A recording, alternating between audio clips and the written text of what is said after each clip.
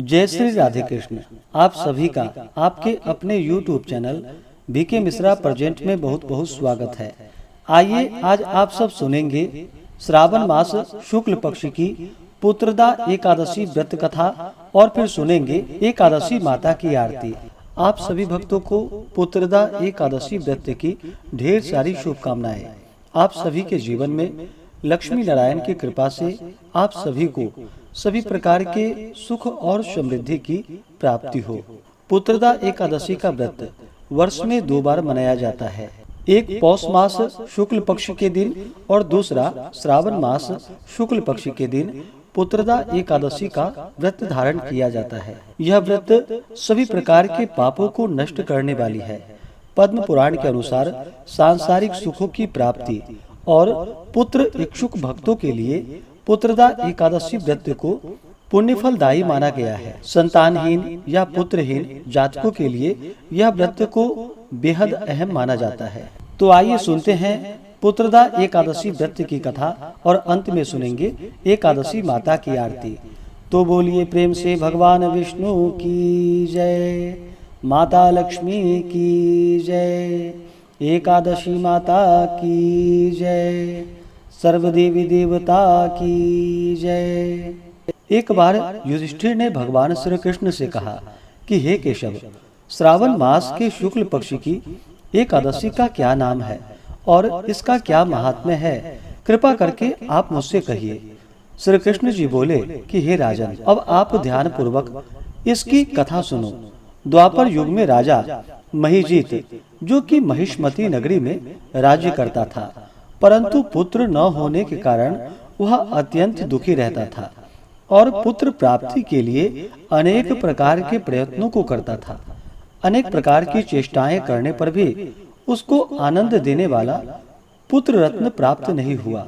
तो राजा ने अपनी वृद्धावस्था को देखकर एक दिन अपनी सभा में अत्यंत ही चिंतित होकर प्रजागणों को संबोधित करके कहा कि हे प्रजागणों, मैंने इस जन्म में जहाँ तक मुझे ध्यान आता है मैंने कोई पाप कार्य नहीं किया और न प्रजा से अत्याचार पूर्ण कभी धन को लेकर अपने अर्थकोष में धन संचित किया है, न किसी की धरोहर का हरण किया है, बल्कि अपने प्रजा का पालन पुत्र के सदृश मैं कर रहा हूँ।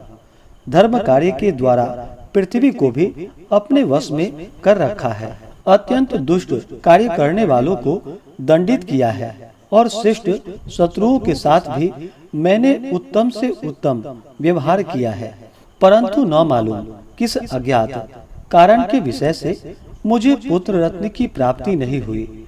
इस पर आप लोग ध्यान पूर्वक विचार कीजिए। इस प्रकार राजा के आर्त वचनों को सुनकर प्रजागण और पुरोहित जन आपस में सम्मति करके राजा के कल्याण के निमित्त वन में गए और मुनियों के आश्रमों को ढूंढते हुए इधर उधर वन में भ्रमण करने लगे।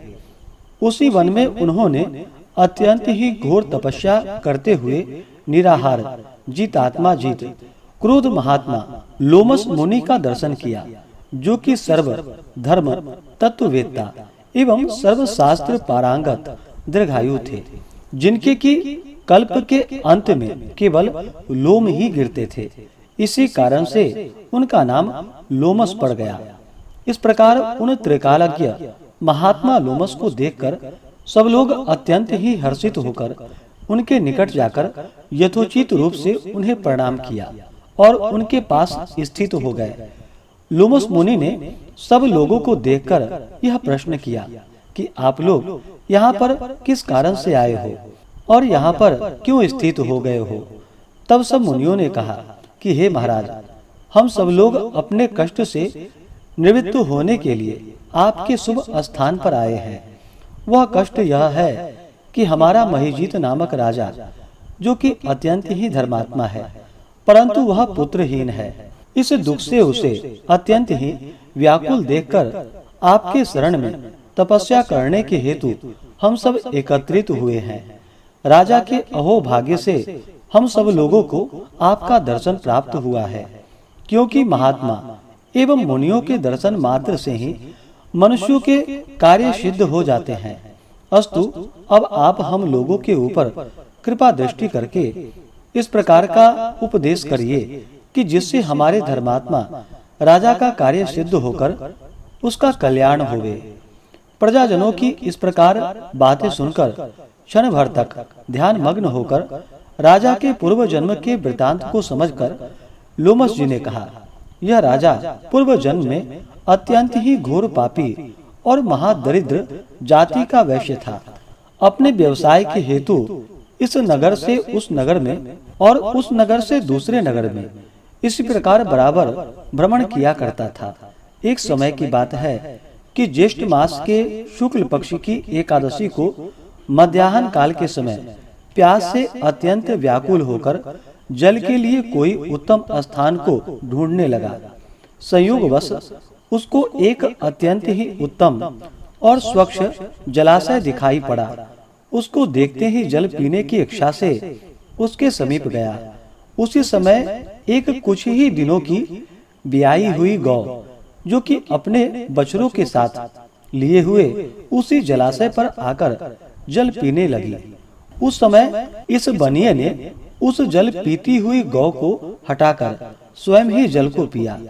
इसी पाप के कारण वह निसंतान है, परंतु कुछ पूर्व जन्म के पुण्य के प्रताप से उसको राज्य की प्राप्ति हुई है।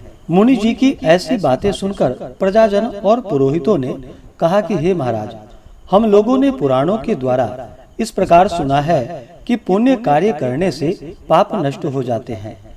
सो आप कृपा करके इस प्रकार पुण्य का उपदेश करिए कि जिससे पाप नष्ट होकर राजा महीजीत को पुत्र उत्पन्न हो। तब लोमस ऋषि ने कहा कि हे मनुष्यों, श्रावण मास के शुक्ल पक्ष की पुत्रदा नामक एकादशी का व्रत तुम लोग करो और नियम पूर्वक पूजन इत्यादि करके रात भर जागरण करो तथा उसका सब फल अपने राजा को प्रदान कर दो, तो उस राजा को पुत्र उत्पन्न होगा। इस प्रकार लोमस ऋषि द्वारा व्रत के विधान और फल को सुनकर सब लोगों को अपार आनंद की प्राप्ति हुई और सब लोग अपने अपने घर को लौट आए। श्रावण मास जब आया तब सब लोगों ने लोमस ऋषि के आज्ञा अनुसार राजा सहित भक्ति और विधान पूर्वक एकादशी का व्रत किया और दूसरे दिन अपना अपना फल उन सब लोगों ने राजा को प्रदान कर दिया। उस फल के प्रभाव से राजा की रानी ने गर्भ धारण कर समय आने पर पुत्र रत्न को प्राप्त किया। इस प्रकार की यह फलदायी पुत्रदा एकादशी है। इसलिए इस लोक और उस लोक में आनंद प्राप्त करने वाले को इस पुत्रदा एकादशी व्रत को अवश्य ही करनी चाहिए। इस एकादशी का महात्म्य पढ़ने और सुनने से घोर पाप से मुक्ति होती है। तो बोलिए प्रेम से भगवान विष्णु की जय। तो आइए सुनते हैं एकादशी माता की आरती। तो बोलिए प्रेम से एकादशी माता की जय। ओम जय एकादशी माता, विष्णु पूजा व्रत को धारण कर शक्ति मुक्ति पाता। ओम जय एकादशी माता, विष्णु पूजा व्रत को धारण कर शक्ति मुक्ति पाता। तेरे नाम गिनाओ देवी भक्ति प्रदान करनी, गण गौरव की देनी माता शास्त्रों में वर्णी। ओम जय एकादशी माता, विष्णु पूजा व्रत को धारण कर शक्ति मुक्ति पाता। मार्गशीर्ष के कृष्ण पक्ष की उत्पन्ना विश्वतारिणी जन्मी, शुक्ल पक्ष में हुई मोक्षदा मुक्तिदाता बन आई। ओम जय एकादशी माता, विष्णु पूजा व्रत को धारण कर शक्ति मुक्ति पाता। पौष के कृष्ण पक्ष की सफला नामक है, शुक्ल पक्ष में होए पुत्रदा आनंद अधिक रहे। ओम जय एकादशी माता, विष्णु पूजा व्रत को धारण कर शक्ति मुक्ति पाता। नाम षट तीला माघ मास में कृष्ण पक्ष आवे, शुक्ल पक्ष में जया कहावे विजय सदा पावे। ओम जय एकादशी माता, विष्णु पूजा व्रत को धारण कर शक्ति मुक्ति पाता। विजया फाल्गुन कृष्ण पक्ष में शुक्ला आमल की, पाप मोचिनी कृष्ण पक्ष में चैत्र महाबली की। ओम जय एकादशी माता, विष्णु पूजा व्रत को धारण कर शक्ति मुक्ति पाता। चैत्र शुक्ल में नाम कामदा धन देने वाली, नाम वरुथिनी कृष्ण पक्ष में वैशाख माह वाली। ओम जय एकादशी माता, विष्णु पूजा व्रत को धारण कर शक्ति मुक्ति पाता। शुक्ल पक्ष में होए मोहिनी अपराज्येष्ठ कृष्ण पक्षी, नाम निर्जला सब सुख करणी शुक्ल पक्ष रखी। ओम जय एकादशी माता, विष्णु पूजा व्रत को धारण कर शक्ति मुक्ति पाता। योगिनी नाम आषाढ़ माह में जानो कृष्ण पक्ष करणी, देवशयनी नाम कहायो शुक्ल पक्ष धरणी।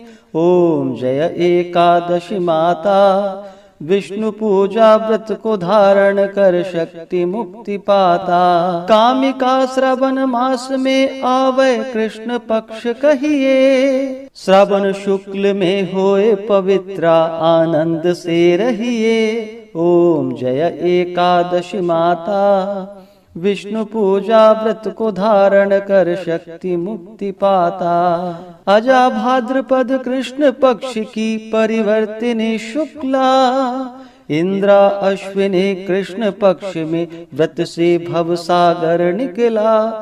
ओम जय एकादशी माता, विष्णु पूजा व्रत को धारण कर शक्ति मुक्ति पाता। पापांकुशा है शुक्ल पक्ष में आप हरणहारी, रमा मास कार्तिक में आवे सुखदायक भारी। ओम जय एकादशी माता, विष्णु पूजा व्रत को धारण कर शक्ति मुक्ति पाता। देवोत्थानी शुक्ल पक्ष की दुखनाशक मैया, पावन मास में करो विनति पार करो नैया।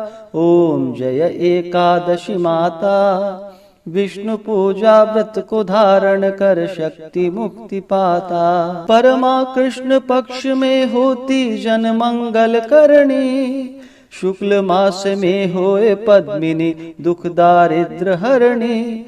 ओम जय एकादशी माता, विष्णु पूजा व्रत को धारण कर शक्ति मुक्ति पाता। जो कोई आरती एकादशी की भक्ति सहित गावे, जन गुरुदिता स्वर्ग कवासा निश्चय ही पावे। ओम जय एकादशी माता, विष्णु पूजा व्रत को धारण कर शक्ति मुक्ति पाता। ओम जय एकादशी माता, विष्णु पूजा व्रत को धारण कर शक्ति मुक्ति पाता। हाँ, शक्ति मुक्ति पाता। तो बोलिए प्रेम से एकादशी माता की जय, भगवान विष्णु की जय, माता लक्ष्मी की जय, सर्वदेवी देवता की जय।